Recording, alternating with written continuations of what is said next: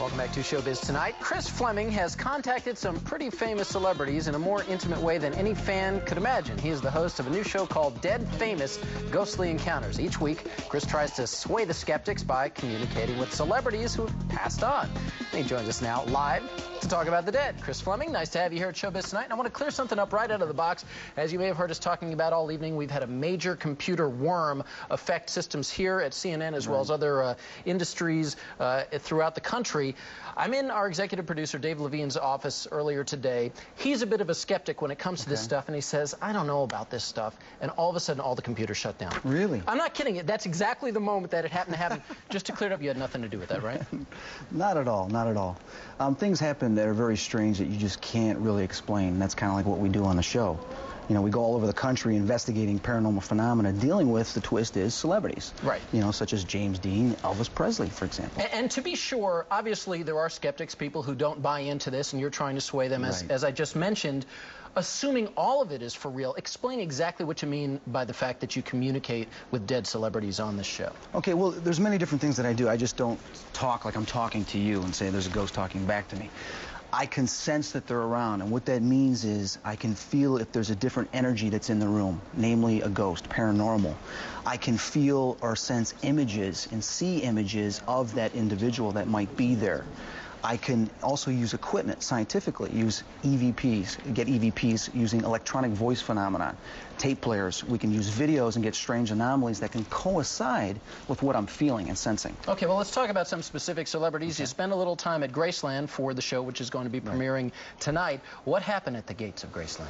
Well, that was interesting. The biggest thing that I picked up there is what's called place memory. Let me explain that to you. Place memory is any image can be left behind, an imprint in an inanimate object. Can be energy such as emotions, trauma. Now, I picked up a lot of energy that was left over from Elvis. Not only that, I picked up a lot of energy that was left over from certain fans that would frequent Graceland. And some of the details that I picked up were kind of negative and kind of scary. And did you find out how Elvis is doing? Can you give us any insight into that? Show. All right. And you also spoke to Elvis's tailor, but he's not dead. No. Okay. No. But we'll see that. You'll see that tonight, too. What we do is we try to interview people that knew Elvis when he was alive, as well as some people that might allegedly think that he's still around, that his spirit's still around. And that's what you see in our investigations, you know, all over across the United States, is trying to find as much information we can so that the next step is their spirit still here? You know how sometimes you're sitting at home eating dinner and the phone rings and it's one of those telemarketers? Yeah. That kind of happens a little bit with you sometimes. You reach out and try to contact some of these people and they're not quite too pleased about it. Frank Sinatra, for example, didn't want to hear from you. Definitely. The thing is we don't get every celebrity. We try to, but sometimes we do. It's kind of like our show. I know how you feel. With Frank Sinatra, you know, I was actually shocked. I just sensed him right away, and it's like this tunnel opened up, and he's like, get out of here. He's like, what are you doing here? And I was like blown away by that, because I thought, you know, maybe he'd want to talk to us or do something. Right after that, I freaked, because I'm like, I can't believe this. So what's his beef with you? Well, I think he wanted nothing to do with us. He really wanted nothing to do. He's done. He's trying to move on to the other side. Any of his friends hanging around at the time? Well, Sammy Davis Jr. did come through. Oh, okay. Well, the Rat Pack is, you know, together in the afterlife. That's good to know. A little insight into that. John Lennon. This is a particular fascination to me because I live in New York City. I was here when John was shot by his home at the Dakota on the Upper West Side, and you spent some time at the Dakota? Yeah, we did. The interesting thing is I walked around the Dakota building, and I walked around the exact location where John Lennon was shot, trying to pick up what happened, the trauma, and I kind of try to re-experience it. But the interesting thing, and you don't even see this on the program, because sometimes some stuff happens off camera.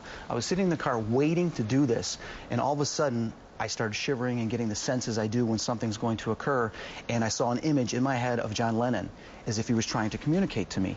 Now, I can't relate every single thing he said to me because it was kind of personal, but the one thing I did get was he's at a very high spiritual level. He can cross over, he can go back to the third dimension, to the spiritual dimension, and he definitely is watching over his son and Yoko Ono. And you would expect that from John Lennon. Yes. So you're kind of like a groupie for dead celebrities, and I think that's pretty cool. Chris Fleming, I want to appreciate. Thank you for stopping by. We appreciate you joining us here at Showbiz Tonight.